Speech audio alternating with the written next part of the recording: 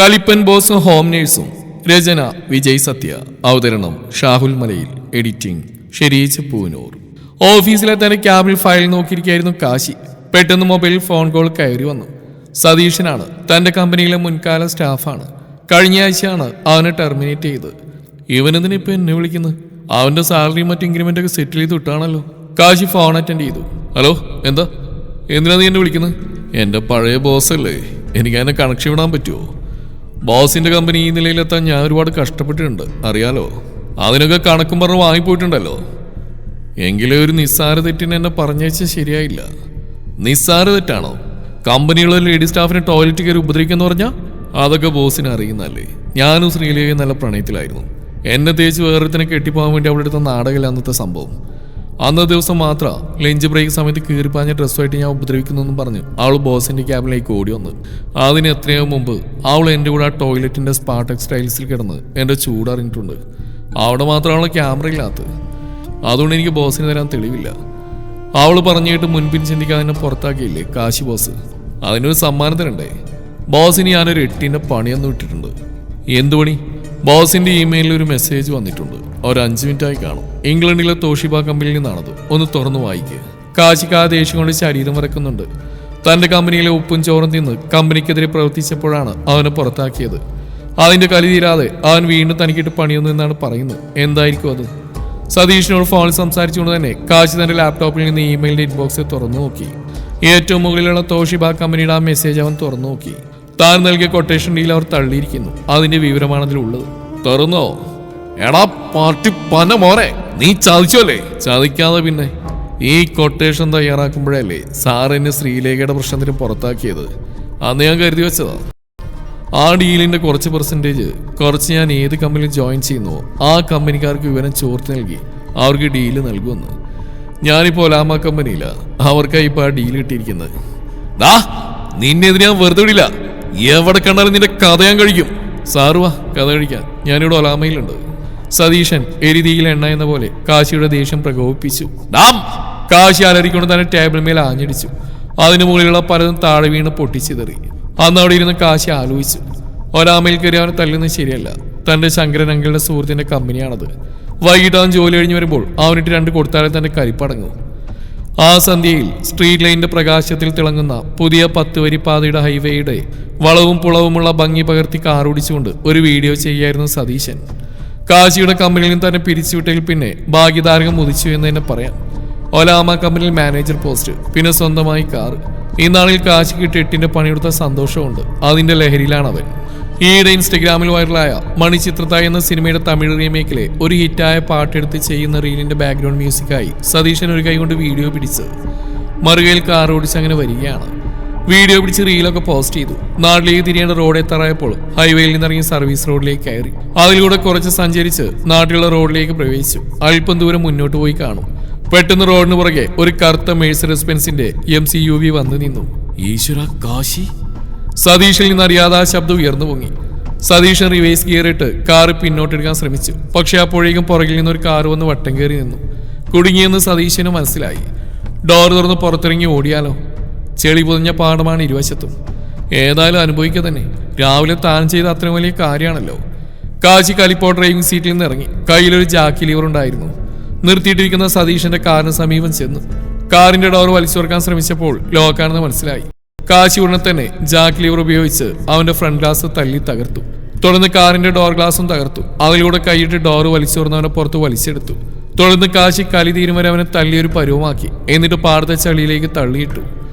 അവനെ കൊല്ലാനുള്ള കലിപ്പുണ്ടായിരുന്നെങ്കിലും കാശി അവനെ തല്ലിയത് മുഴുവൻ തന്റെ കൈകൊണ്ടായിരുന്നു. അവന് അത്രയെങ്കിലും കൊടുക്കണമെന്നുണ്ടായിരുന്നു കാശിക്ക്. എന്നിട്ട് അവൻ സ്വന്തം കാറെടുത്ത് ഓടിച്ചു പോയി. താൻ വൈകിയതുകൊണ്ട് അമ്മ ഒരുപാട് കോൾ വിളിച്ചിട്ടുണ്ട്. കൂടാതെ മെസ്സേജും ചെയ്തിട്ടുണ്ട്. മെസ്സേജൊക്കെ തുറന്നപ്പോൾ ഒക്കെ ഇമേജസ് ആണ്. ഇതെന്താ ബ്യൂട്ടി കോൺടെസ്റ്റ് ആണോ? അത് കണ്ടപ്പോൾ മനസ്സൽപ്പം തണുത്തു. ആ അമ്മയെ വിളിച്ചു. അമ്മ ഇതെന്തിനാ ഇത്രയും പെൺകുട്ടികളുടെ ഫോട്ടോന്റെ വാട്സാപ്പിലേക്ക് അയച്ചിരിക്കുന്നത്? ടീച്ചർ അമ്മയ്ക്കെന്താ വട്ടായോ? മറുതൽക്കൽ നിന്നൊരു പൊട്ടിച്ചിരി ഉയർന്നു. എടാ മോനെ കാശി, കല്യാണ ബ്രോക്കർ വാസു വന്നിട്ടുണ്ടായിരുന്നു. അവൻ ഇപ്രാവശ്യം പോയി കണ്ട പെൺകുട്ടികളുടെ ഫോട്ടോസാണത്. അയാൾ വല്ലയിടത്തും പോയി തിണ്ണതിറങ്ങിയിട്ട് കിടന്ന് ഫോട്ടോസൊക്കെ അമ്മ കാണിച്ച് അമ്മയെ പിരിയേറ്റുക. എന്നെ പിരികേറ്റിയിട്ടൊന്നുമില്ല. ആര് കണ്ടാലും കൊതിക്കുന്ന കുറച്ച് പെൺകുട്ടികൾ. എടാ, ഇപ്പൊ ഞാൻ അയച്ചൊക്കെ കണ്ടില്ലേ? ഏറ്റവും സുന്ദരികളാ. ഓഹോ, അപ്പൊ സുന്ദരികളെ കിട്ടാത്തോണ്ടാണ് ഞാൻ കല്യാണം കഴിക്കാത്തതെന്നാണോ അമ്മ കരുതി വെച്ചിരിക്കുന്നത്? അത് പിന്നെ നിനക്കൊന്നിനെ ഇഷ്ടപ്പെടുന്നില്ലല്ലോ. അങ്ങനെയാ ബെസ്റ്റ് മോർ എന്ന രീതിയിൽ കൂടുതൽ കാണാൻ കൊള്ളാവുന്ന കുട്ടികളെ കണ്ടുപിടിച്ചുകൊണ്ടുവരാൻ വേണ്ടി ഈ വാസുവിനെ ഞാൻ ഇപ്രാവശ്യം അയച്ചിരുന്നു. ഓ, ഈ വാസു ആരാ? അയാൾക്ക് ലോക സുന്ദരി മത്സരത്തിൽ ജഡ്ജ് അയക്കാൻ പോകാൻ പാടില്ലേ? ഒരു സുന്ദരിയെ കണ്ടുപിടിക്കുന്നവൻ വന്നിരിക്കുന്നു. അതിൻ്റെ ഒന്നും ആവശ്യമില്ല അമ്മ. ഞാൻ വിവാഹത്തെക്കുറിച്ച് ചിന്തിച്ചിട്ടില്ല. അമ്മയ്ക്ക് വീട്ടിൽ ജോലിക്കാരായിട്ട് 5-8 പേരുണ്ടല്ലോ. ജോലിക്കാരെ പോലെയാണ് അവിടെ വീട്ടിൽ വരുന്ന മകൻ്റെ ഭാര്യ. മരുമകളോട് സംസാരിക്കാനും അവളുടെ കളിതമാശകളിൽ പങ്കാളിയാവാനും വലിയ പ്രശ്നങ്ങളൊന്നും ഇല്ലാത്ത ഏത് അമ്മായിമാരാണ് ശ്രമിക്കാത്ത? എനിക്കിപ്പോൾ അതിനുള്ള യോഗമല്ലേ. അമ്മയ്ക്ക് എന്താ ഇത്രയും മിണ്ടാനും സംസാരിക്കാനും? അങ്ങനെയാണെങ്കിൽ ഇനിയും വേണ്ടുന്ന സ്റ്റാഫിനെ വെച്ചോ, കുഴപ്പമില്ല, സാലറി കൊടുക്കാം. കഷ്ടം. എനിക്കിപ്പോൾ എന്നെ സേവിക്കാനും സ്നേഹിക്കാനുള്ള ആളല്ലേ വേണ്ടത്. അതൊക്കെ ഇവിടുത്തെ വേലക്കാർ ഭംഗിയായിട്ട് ചെയ്യുന്നുണ്ട്. നിനക്ക് വേണ്ട ഒരു പെൺതുണ. നിനക്ക് വയസ്സ് 27 കഴിഞ്ഞില്ലേ? ഇനിയും വിവാഹം വയ്യ പെണ്ണിട്ടില്ല ഇന്നത്തെ കാലത്ത്. ഇതാണ് ബെറ്റർ ടൈം. കൂടെ പഠിക്കുന്നവരെയോ കൂടെ വർക്ക് ചെയ്യുന്നവരെയോ നോക്കി കല്യാണം കഴിക്കുന്ന ഒരു തലമുറയാണ് ഇപ്പോഴുള്ളത്. വൈകുന്നവർക്കൊന്നും പെണ്ണില്ല. അത് മനസ്സിലാക്കി വേണം കാര്യങ്ങൾ ചെയ്യാൻ. പറഞ്ഞില്ല എന്ന് വേണ്ട. ഒടുവിൽ തൻ്റെ മകന് പെണ്ണ് കിട്ടുന്നില്ലെന്ന് പറഞ്ഞ് മറ്റുള്ള ആമ്പിള്ളയുടെ അമ്മമാർ കരയുന്ന പോലെ എനിക്ക് കരയാൻ പറ്റില്ല. ഓഹ്, അമ്മ സമ്മതിച്ചു. അമ്മയുടെ ഓരോ ദീർഘവീക്ഷണം കൊള്ളാം. സമൂഹത്തിന്റെ അപ്ഡേറ്റ് ആയ കാര്യങ്ങൾ അപ്പം മനസ്സിലാക്കുന്നുണ്ടല്ലോ. എടാ കാശി, 80-90 കിഡ്സുകളൊക്കെ പെണ്ണിട്ട് ആ സോഷ്യൽ മീഡിയയിൽ വന്ന് നിലവിളിക്കുന്ന നമുക്കൊക്കെ അറിയാം. അവരുടെ ജീവിതം പോയി. അതുപോലെ 2K കിഡ്സ് മാരീഡ് ചെയ്ത് ജീവിതം ആഘോഷിക്കുന്ന നീ കാണുന്നില്ലേ? നീ അതിൽ പെട്ടതല്ല കാശി. എൻ്റെ അമ്മയൊന്ന് ക്ഷമിക്കത്, എല്ലാം നേരെയാവും. നേരെ ആക്കിയാൽ മതി. അമ്മ നെടുവീർപ്പെട്ടുകൊണ്ട് അങ്ങനെ പറഞ്ഞു. കാശി ഫോൺ കട്ട് ചെയ്തു. സതീശൻ ചെളിക്കണ്ടത്തിൽ നിന്ന് എഴുന്നേറ്റ് തന്റെ കാറിനടുത്തേക്ക് വന്നു. സതീശൻ തന്റെ ചങ്ങാതിയും കൊണ്ടേയുമായ സാബുവിനെ വിളിച്ചു. എടാ സാബു, ആ കാശിനെ തല്ലിച്ചാച്ചു ചെളിക്കണ്ടത്തിലേക്ക് തള്ളി. അവനെ വെറുതെ വിടരുത്. നിനക്ക് എന്തുവാണെന്ന് പറഞ്ഞാൽ മതി, ഞാൻ തരാം. അവനിട്ടൊരു മുട്ടം പണി കൊടുക്കണം. കാശ് എത്രയായാലും സാരമില്ല. അവൻ പള്ളുരുത്തി റൂട്ടിൽ വരുന്നുണ്ട്. അവനെ എത്രയും പെട്ടെന്ന് നിന്റെ ടിപ്പർ കൊണ്ട് അറ്റാക്ക് ചെയ്യണം. സാബു കുറച്ചു നേരം ആലോചിച്ചിട്ട് പറഞ്ഞു. അത് ഞാനേറ്റു സതീഷ. കൃത്യം നിർവഹിച്ചു കഴിഞ്ഞാൽ എൻ്റെ ഗൗരവം അനുസരിച്ച് എനിക്ക് കിട്ടണം. തീർച്ചയായിട്ടും. രാത്രി 10 മണിയായിട്ടും കാശി വീട്ടിൽ വന്ന് കാണാത്തതുകൊണ്ട് കാശിയുടെ അമ്മ ഒന്നുകൂടി വിളിച്ചു. പക്ഷേ ഫോൺ സ്വിച്ച് ഓഫ് ആയിരുന്നു. അതോടുകൂടി അവർക്ക് പരവേശമായി. അപ്പോഴേക്ക് അവരുടെ ഫോണിൽ ഒരു കോൾ വന്നു. ഫോണിൽ കമ്പനിയുടെ പുതിയ മാനേജർ ശ്രീനിവാസനായിരുന്നു. ടീച്ചറമ്മേ, കാശിക്ക് ചെറിയൊരു ആക്സിഡന്റ് പറ്റി, സിറ്റി ഹോസ്പിറ്റലാണ്. അത് കേട്ട അമ്മ തളർന്നുപോയി. അവരുടനെ തന്നെ സഹോദരനും വ്യവസായ പ്രമുഖനുമായ ശങ്കരനെ ഫോണിൽ വിളിച്ച് കാര്യം പറഞ്ഞപ്പോൾ അയാൾ കാറും കൊണ്ട് വീട്ടിൽ വന്നു. തുടർന്ന് അവർ സഹോദരിയും കൂട്ടി കാശിയെ കാണാൻ ഹോസ്പിറ്റലിലേക്ക് പോയി. കാലിൽ ബാൻഡേജ് ഇട്ട് കിടക്കുന്ന മകനെ കണ്ടപ്പോൾ അവർക്ക് വിഷമം. എന്താ സംഭവിച്ചെന്ന് അവർ ചോദിച്ചു. സതീഷിനെ തല്ലിവരികയായിരുന്ന കാശിയുടെ കാറിനെതിരെ നിന്ന് വന്ന സാബുവിന്റെ ടിപ്പർ ലോറി ഇടിച്ച് മറിച്ചിട്ടു. കാശിക്ക് ആരോഗ്യത്തിന് ഗൗരവമായ പ്രശ്നങ്ങളൊന്നുമില്ല. കാലിനും കൈക്കുമല്ല, പ്രത്യേകിച്ച് ശരീരത്തിന് വേറെ പരിക്കൊന്നുമില്ല. ആക്സിഡന്റിൽ വലത് കൈയും വലതുകാലും ഒടിഞ്ഞുപോയി. വീട്ടിലേക്ക് എത്താനുള്ള ധൃതിയിൽ കുറച്ച് വേഗത കൂടി പോയതുകൊണ്ട് തികച്ചും സ്വാഭാവികമായ ഒരു ആക്സിഡന്റ് ആണെന്ന് കാശിക്ക് തോന്നിയുള്ളൂ. ഇതിന്റെ പിന്നിൽ സതീശനാണെന്ന് കാശിക്ക് സംശയമൊന്നും ഉണ്ടായില്ല. എന്തിനാ മോനെ ഇങ്ങനെ വേഗതയിൽ വണ്ടിയൊക്കെ ഓടിക്കുന്നത്? ആ അമ്മ വിഷമം കൊണ്ട് ദുഃഖത്തോടെ കാശിയോട് ചോദിച്ചു. അമ്മ, നാളെ തന്നെ വീട്ടിൽ പോവാം.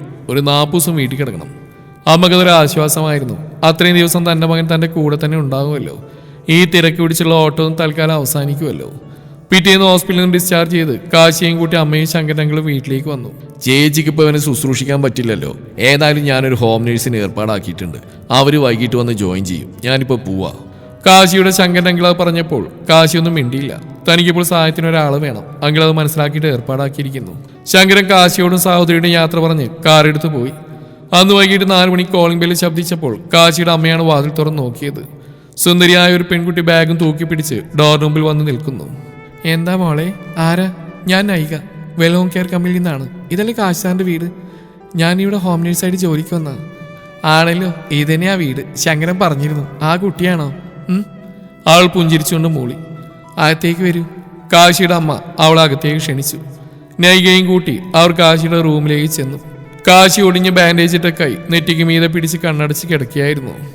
മോനെ കാശി, ഇതാ ശങ്കരങ്കിൾ പറഞ്ഞ് നിന്നെ പരിചരിക്കാനുള്ള ആള് വന്നിട്ടുണ്ട്. കാശി ശബ്ദം കേട്ട് കണ്ണൂർ നോക്കിയതും അമ്മയോടൊപ്പം നിൽക്കുന്ന പെൺകുട്ടിയെ കണ്ട് അമ്പരന്ന് പോയി. ഇത്രയും സുന്ദരിയാണ് എന്നെ പരിചരിക്കാൻ വന്നിരിക്കുന്നത്. ഒരു നിമിഷം അവളുടെ കണ്ണുകളിൽ നോക്കി അവൻ അങ്ങനെ ചിന്തിച്ചു പോയി. ആയിക്കോട്ടെ, കുഴപ്പമില്ല. കാശി ഒരുവിധം അങ്ങനെ പറഞ്ഞൊപ്പിച്ചു. എന്നിട്ട് അമ്മയെ നോക്കി പറഞ്ഞു. അമ്മേ, ഇവൾക്ക് താമസിക്കാനുള്ള റൂം കാണിച്ചു കൊടുക്കുക. വാ മോളെ. അവൾ അവരെ അനുഗമിച്ചു. നൈകക്ക് കാശിയുടെ റൂമിന് തൊട്ട് സമീപമുള്ള റൂം തന്നെ താമസിക്കാൻ നൽകിയിട്ട് അവർ പറഞ്ഞു. തൊട്ടടുത്ത ഈ റൂമിൽ തന്നെ താമസിച്ചോളൂ. അവന് പെട്ടെന്ന് എന്തെങ്കിലും ആവശ്യം വന്നാൽ വേഗം ചെല്ലാൻ സാധിക്കും നിനക്ക്. ശരിയമ്മേ. റൂമിൽ കയറി അവൾ കഥ കടച്ചു. തന്റെ ബാഗ് തുറന്ന് കമ്പനി യൂണിഫോം എടുത്തണിഞ്ഞു. ശേഷം ബാഗ് അലമാരിൽ വെച്ച് പൂട്ടി കതക് തുറന്ന് പുറത്തേക്ക് ഇറങ്ങി. അവൾ കാശിയുടെ റൂമിൽ ചെന്ന് കഴിക്കേണ്ട മരുന്നുകളുടെ സമയവും മറ്റും നോക്കി മനസ്സിലാക്കി. സാറിന് ഇത് എന്തു പറ്റിയതാ? നൈക കാശിയോട് ചോദിച്ചു. ഒരു ആക്സിഡന്റ് ആയിരുന്നു. ഇന്നോട്ട് സാറിന്റെ എല്ലാ കാര്യങ്ങളും ഞാനാണ് നോക്കുന്നത്, സഹകരിക്കണം. അവൾ പുഞ്ചിരിച്ചുകൊണ്ട് പറഞ്ഞു. ഓക്കെ, അതിനെന്താ കുഴപ്പം? ഇന്ന് 6 മണിക്ക് കുളിക്കണം. ഇന്നലെ രാവിലെ കുളിച്ചല്ലേ? അതൊക്കെ ശരി തന്നെ, പക്ഷെ അതൊക്കെ ഞാൻ ചെയ്തോളാം. നൈക ബുദ്ധിമുട്ടണമെന്നില്ല. എനിക്കെന്ത് ബുദ്ധിമുട്ട്? ഞാൻ ഇതിനൊക്കെ സഹായിക്കാൻ വേണ്ടി വന്നവളാ. എന്ത്, എന്നെ കുളിപ്പിക്കാനോ? അതൊന്നും വേണ്ട, എന്റെ ബാത്റൂം വരെ നടക്കാൻ സഹായിച്ചാൽ മതി. അതൊന്നും പറഞ്ഞാൽ പറ്റില്ല. വലത് കൈ ഒടിഞ്ഞിരിക്കുകയാണ്. എന്തെങ്കിലും ചെയ്യാൻ തുടങ്ങുമ്പോൾ അതിന്റെ പ്രയാസം മനസ്സിലാവും, വീണു പോവും. അതുകൊണ്ട് ഇന്ന് സാറിനെ ഞാൻ തന്നെ കുളിപ്പിക്കും. അച്ചോടാ കോപ്പേ, അതൊന്നും വേണമെന്ന് പറഞ്ഞില്ലേ? സാറെ ചുമ്മാ കുട്ടികളെ പോലെ വാശി പിടിക്കല്ലേ. എനിക്ക് ഡ്യൂട്ടി കൃത്യമായിട്ട് ചെയ്ത് റിപ്പോർട്ട് കൊടുക്കേണ്ടതാ. അവളും അല്പം ശബ്ദം എടുത്തു പറഞ്ഞപ്പോൾ കാശി പിന്നെ തന്റെ ചൂടൻ സ്വഭാവം മാറ്റിവെക്കാൻ തീരുമാനിച്ചു. കുളിക്കാനുള്ള വെള്ളമൊക്കെ ക്രമീകരിച്ച ശേഷം നൈകയും കാശിയും താങ്ങി പിടിച്ച് നടത്തിച്ചുകൊണ്ട് ബാത്റൂം ലക്ഷ്യമാക്കി നടന്നു. ബാത്റൂമിൽ തയ്യാറാക്കിയ കസേരയിൽ അയാൾ അവർ ഇരുത്തിച്ചു. ബാൻഡേജുകൾക്ക് പ്ലാസ്റ്റിക് കവർ കെട്ടി. തുടർന്ന് ഷവർ തുറന്ന് കാശിയെ നൈക കുളിപ്പിച്ചു. കാശിക്ക് ഒരു പുതിയ എക്സ്പീരിയൻസ് ആയിരുന്നു അത്. അച്ഛൻ മരിച്ചതിന് ശേഷം അച്ഛന്റെ ബിസിനസ് സ്വന്തമായി കൊണ്ടുപോയി ഒരുപാട് കാശി കയ്യിലുണ്ടായിട്ട് പോലും കാശി ഇന്നുവരെ ദുർനടപടിക്ക് പോയിട്ടില്ലായിരുന്നു. അവന്റെ സമാന ബിസിനസ് സുഹൃത്തുക്കൾ പോലും ടൂറും മറ്റു യാത്രകളും ചെയ്ത് ഒരുപാട് എൻജോയ്മെന്റ് നടത്തുമ്പോൾ കാശി മാത്രം തന്റെ ബിസിനസ്സിൽ ശ്രദ്ധിച്ച് കമ്പനിയുടെ വികസനം മാത്രം ലക്ഷ്യമാക്കി മുന്നോട്ട് പോയ പാവം ചെറുപ്പക്കാരനാണ്. അമ്മ ടീച്ചറായതുകൊണ്ട് തന്നെ നല്ല സ്വഭാവ സവിശേഷത അവനിലുണ്ട്. അച്ഛന്റെ മുൻകോപവും ദേഷ്യവുമാണ് മകന് കലിപ്പായി മാറുന്നെന്ന് അമ്മ പറയാറുണ്ട്. ഒരു സ്ത്രീ സ്പർശം അവന് വല്ലാതെ ഉലച്ചു. കണ്ണും കൈ എത്താത്തിടത്തൊക്കെ അവൾ സോപ്പ് വെച്ച് അവനെ കുളിക്കാൻ സഹായിച്ചു. ഇപ്പൊ അടിപൊളിയായി കേട്ടോ. അവനെ തലയ്ക്ക് തുവർത്തി റൂമിലെത്തിച്ച ശേഷവും അവൾ പറഞ്ഞു. മരുന്ന് കഴിക്കാനും ഭക്ഷണം കഴിക്കാനും കൃത്യമായ സമയം അവൾ നൽകി. ന്യൂട്രീഷനുള്ള ഫുഡും മറ്റും നൽകാനായി അമ്മയെ ഭക്ഷണം ഒരുക്കുന്നതിൽ അവൾ അടുക്കളയിലും സഹായിച്ചു. കുറച്ച് ദിവസങ്ങൾ കൊണ്ട് അവളും വീട്ടിലെ ഒരു അംഗത്തെ പോലെ തന്നെയായി. നൈകയില്ലാതെ കാശിക്ക് ഒരു കാര്യവും ചെയ്യാൻ പറ്റില്ലെന്നായി. ഏറെ നേരം അവളോട് സംസാരിക്കാനും മറ്റും കാശിക്ക് വളരെ താല്പര്യമായി. കമ്പനി കാര്യങ്ങളൊക്കെ മാനേജർ ഭംഗിയിൽ നടത്തുന്നതിൽ കാശി അയാൾ വിളിച്ച് പ്രശംസിക്കുന്ന കേട്ടപ്പോൾ നൈക ആ കമ്പനിയെക്കുറിച്ച് കൂടുതൽ കാര്യങ്ങൾ കാശിയോട് ചോദിച്ച് മനസ്സിലാക്കി. നൈകയുമായുള്ള സഹവാസം ഒരു പുരുഷൻ എന്ന നിലയിൽ അവനേറെ സ്വാധീനിക്കാൻ തുടങ്ങി. ഇപ്പോൾ അവളുടെ സ്പർശനവും മറ്റും അവന് കുളിര് കോരിയിടുന്ന പോലെ തോന്നി തുടങ്ങി. ദിവസങ്ങൾ കടന്നുപോയിക്കൊണ്ടിരുന്നു.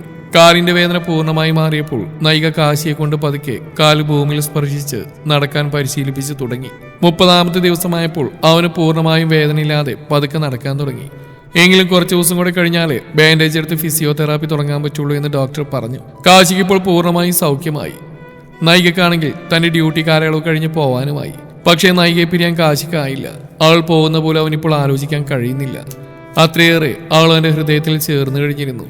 നൈക പോവേണ്ട ദിവസത്തിന് തലേന്ന് കാശി അവളുടെ റൂമിൽ ചെന്ന് അവളോട് ചോദിച്ചു, നിനക്കിനി എന്നും എൻ്റെ കൂടെ എൻ്റെ ഭാര്യയായിട്ട് കഴിയാൻ പറ്റുമോ? പക്ഷെ അതിന് മറുപടി ഒരു കരച്ചിലായിരുന്നു. എന്താ കരയുന്നത്? ഞാൻ പറഞ്ഞത് തെറ്റായി പോയോ? എന്നോട് ക്ഷമിക്ക്, കാശി പരിഭ്രമിച്ച് പറഞ്ഞു. പക്ഷെ അതിന് മറുപടി അവൾ അവനെ വട്ടം കയറി കെട്ടിപ്പിടിച്ചുകൊണ്ട് കരയുകയായിരുന്നു. എനിക്ക് എൻ്റെ ഉള്ളിൽ അങ്ങനെ തന്നെയായിരുന്നു കാശിയേട്ടാ. എനിക്ക് നിങ്ങളെ പിരിഞ്ഞു പോകാൻ സാധിക്കില്ല. ഇതൊന്ന് തുറന്നു പറയാനാവാൻ ഞാൻ വിങ്ങി പൊട്ടിയായിരുന്നു. പോകുന്നതിന് മുമ്പായിട്ട് എല്ലാം തുറന്നു പറഞ്ഞാലോ എന്ന് ഞാൻ ഒരു നിമിഷം ആലോചിച്ചതാ. പിന്നെ നിങ്ങളിത് ഏത് അർത്ഥത്തിലെടുക്കുന്ന എനിക്കറിയില്ലല്ലോ. പ്രണയം ഉള്ളിൽ ഒതുക്കാനുള്ളതല്ല നൈക, അത് തുറന്നു പറയണം, കാശി അവളുടെ ചെവിയിൽ മന്ത്രിച്ച് പറഞ്ഞു. മോളെ നൈക, ഇതാ നിന്റെ സാലറി. നൈകയുടെ കണക്ക് സെറ്റിൽ ചെയ്തുകൊണ്ട് അവളുടെ കാശുമായി അവളുടെ റൂമിലേക്ക് കയറി വന്ന കാശിയുടെ അമ്മ ആ കാഴ്ച കണ്ട് ഞെട്ടിത്തെരിച്ചു പോയി. എന്താ ഇത്? അവരങ്ങനെ പറഞ്ഞുകൊണ്ട് പിന്നോക്കം മാറി. അമ്മ ക്ഷമിക്കണം, ഞങ്ങൾക്ക് തമ്മിൽ പരസ്പരം ഇഷ്ടമാണ്. ആ അമ്മയ്ക്ക് ഉള്ളിൽ സന്തോഷമായി. എങ്കിലും അത് പുറത്ത് കാണിക്കാതെ അവൾ പറഞ്ഞു, ഇഷ്ടമാണെങ്കിൽ അങ്ങ് കെട്ടിക്കോ, അല്ലാണ്ട് അതിനുമുമ്പ് വേണ്ടാതിനൊന്നും കാണിക്കരുത്. ഇല്ലമ്മ, ഇന്നിവൾ ആദ്യമായിട്ട് അവളുടെ ഇഷ്ടത്തിനോട് തുറന്നു പറഞ്ഞത്. ഞാനും എൻ്റെ ഉള്ളിലുള്ളത് അങ്ങനെ തന്നെ പറയാനായിരുന്നു അവളെ ചെന്ന് കണ്ടത്. ആ എനിക്കറിയാം, നിങ്ങൾ നല്ല കുട്ടികളാണ് രണ്ടുപേരും കഴിഞ്ഞ്. ഇഷ്ടമാണെന്ന് ഇന്നെങ്കിലും നിങ്ങൾ തമ്മിൽ പറഞ്ഞല്ലോ, നമുക്കത് ആലോചിക്കാം. മോളെ നൈക, ഇതാ നിന്റെ ശമ്പളം. മോള് ചെന്ന് വീട്ടിൽ പറഞ്ഞ അച്ഛനെയും കൂട്ടി വാ. അവരത്രയും പറഞ്ഞ് അവളുടെ പണം നൽകി വേഗം അടുക്കളയിലേക്ക് പോയി. എൻ്റെ ഈശ്വര, എനിക്കിത് വിശ്വസിക്കാൻ സാധിക്കുന്നില്ല. അമ്മയും ഫുൾ സപ്പോർട്ടാണല്ലോ.